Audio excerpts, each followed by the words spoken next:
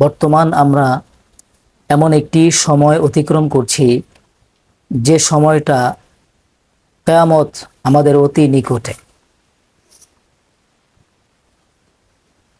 কিয়ামতের অনেক আলামত আছে, তার ভিতরে একটি আলামত হলো স্বামীর অবাধ্য হবে স্ত্রীরা। স্ত্রী স্বামীর কথা শুনবে না, সন্তানরা বাবার কথা শুনবে না, সন্তানরা বন্ধুকে আপন মনে করবে, মা বাবাকে দূরের মনে করবে, শ্বশুর শাশুড়িকে কাছের মনে করবে, মা বাবাকে দূরের মনে করবে। স্ত্রী নিজের স্বামীকে কাজের লোকের মতো ব্যবহার করবে, বিশেষ করে অবাধ্য স্ত্রী অর্থাৎ স্বামীর বাধ্য নাই, যার কারণে দেখা যায় অধিকাংশ ফ্যামিলির মধ্যে সমস্যা, স্বামী স্ত্রীর মাঝে সমস্যা, ঘরে সুখ নাই, শান্তি নাই। সারাদিন স্বামী পরিশ্রম করে আসে, আসার পরে ঘরে কোনো শান্তি পায় নাই, বিবির ধমক, বিবির মুখে যা তা শুনতে হয়, তার সহ্য হয় না।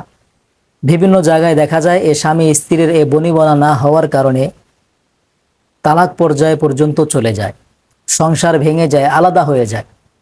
অনেকেই বলে, হুজুর আমার স্ত্রী আমার অবাধ্য, আমার সন্তান আমার অবাধ্য, আমি আমার স্ত্রীকে বাধ্য করতে চাই, আমার সন্তানকে বাধ্য করতে চাই। এমন কিছু আমল আপনি আমাকে শিখিয়ে দেন যে আমলের মাধ্যমে আমি আমার স্ত্রী, সন্তানকে, আমার প্রতিবেশী, আত্মীয় স্বজনকে আমার বাধ্য করতে পারি। তাদের জন্যই বলছি, প্রতিদিন সকালবেলা ফজরের নামাজের পরে 100 বার ইয়া শাহিদু, 100 বার ইয়া শাহিদু এ দোয়াটা, এই শব্দটি পাঠ করে আপনি যার গায়ে ফু দিবেন সে আপনার বাধ্য হয়ে যাবে।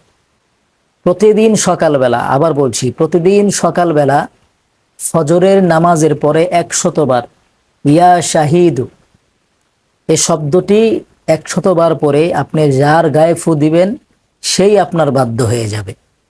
এজন্য আমরা এই আমলটি করব, দেখবেন ইনশাআল্লাহ সংসারে আর ঝগড়া থাকবে না, দ্বন্দ্ব থাকবে না।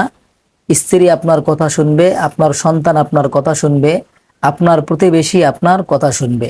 এই আমলটি আপনারা ভালো কাজে ব্যবহার করবেন। আল্লাহ তাআলা তৌফিক দান করুক, আমিন।